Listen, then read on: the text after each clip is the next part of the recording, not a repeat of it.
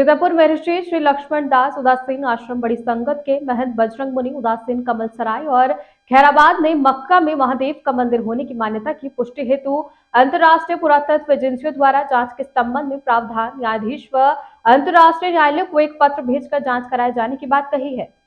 जहां उन्होंने कहा कि हम बचपन से ही पूर्वजों से ये सुनते आए हैं कि मक्का में महादेव शिव जी का मंदिर हुआ करता था, इसलिए हमारी भी आस्था कहीं न कहीं इस स्थान के प्रति अपने पूर्वजों की धरोहर के रूप में बनी हुई है। ये मान्यता केवल मेरी ही नहीं अपितु संपूर्ण विश्व के करोड़ों हिंदुओं की भी है। सत्य की तलाश करना न सिर्फ मेरा बल्कि विश्व के समस्त मानव जाति का दायित्व है। जिस प्रकार ये हमारे काशी और अयोध्या में मजहबी इबादत गाहों के नीचे हमारे धर्मस्थल सबूतों के साथ पाए गए, उससे कहीं न कहीं हमें अपने पूर्वजों द्वारा मक्का के बारे में कही हुई बात पूरी तरीके से सत्य प्रतीत हो रही है। ऐसा प्रतीत होता है कि मक्का शहर कभी हमारे पूर्वजों द्वारा शासित था, जिससे बहुत से मंदिरों व मूर्तियों को तोड़ा गया है। ये स्वयं कई इस्लामिक जानकारों द्वारा हमने कहते सुना कि मक्का कभी बुद्ध परस्तों मूर्ति पूजकों का शहर था। निस्संदेह मूर्ति पूजा हिंदुओं की अनादिकाल से ही परंपरा रही है, इसलिए कहीं न कहीं हमें खुद इस्लामिक जानकारों के कथनानुसार मक्का की जांच हेतु एक पुरातत्व विशेषज्ञों की टीम बनाई जाए। बाबा जी, आज आपने मक्का मदीना को लेकर के उसमें कहा है कि उसमें वहाँ पर शिवलिंग है और आपने एक रजिस्ट्री पोस्ट भी की है, इसके बारे में आप क्या कहना चाहते हैं?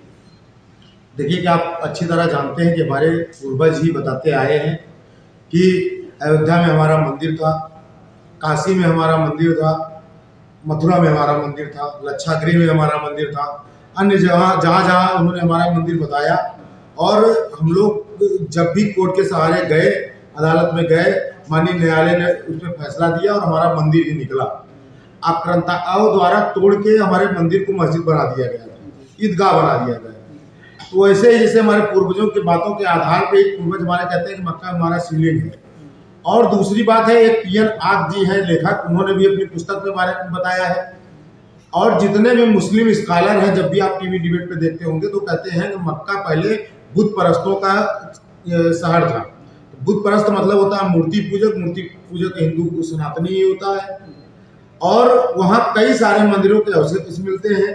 आज 3 देवियों के मंदिर हैं जिसको कन्वर्ट करके मुसलमानों ने अपने नाम वहाँ करा लिया है।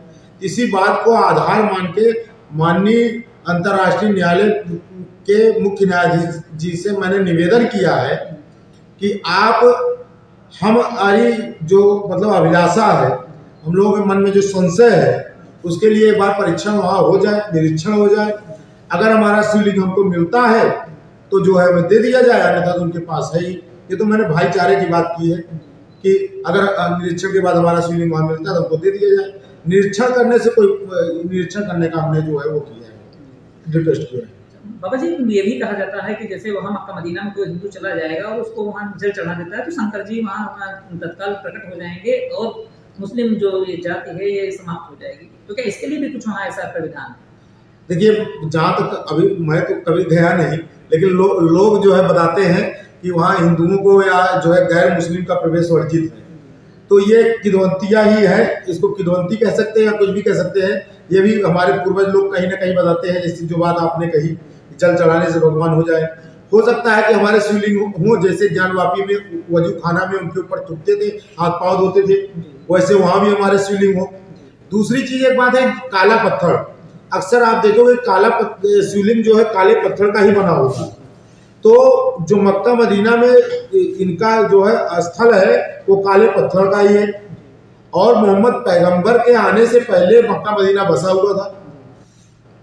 तो इसके लिए आज भी लोग वहाँ मानते कि हिंदू सभ्यताएं थी, सनातन सभ्यताएं थी। तो मैं तो निवेदन ही किया हूँ, इसमें कोई जो है भड़कावे की, कोई जो है मारकाट की कोई ऐसी बात नहीं है।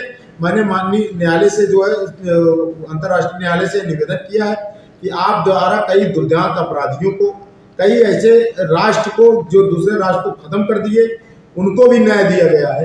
तो ये तो मेरा छोटा सा निवेदन है और संपूर्ण सनातनियों का यह निवेदन है कि हमारे हृदय में जो संसद चल रहा है ज्ञानवापी की तरह, अयोध्या बाबरी की तरह और उसके बाद कृष्ण जन्मभूमि की तरह, वहां भी हमारा संशय खत्म किया।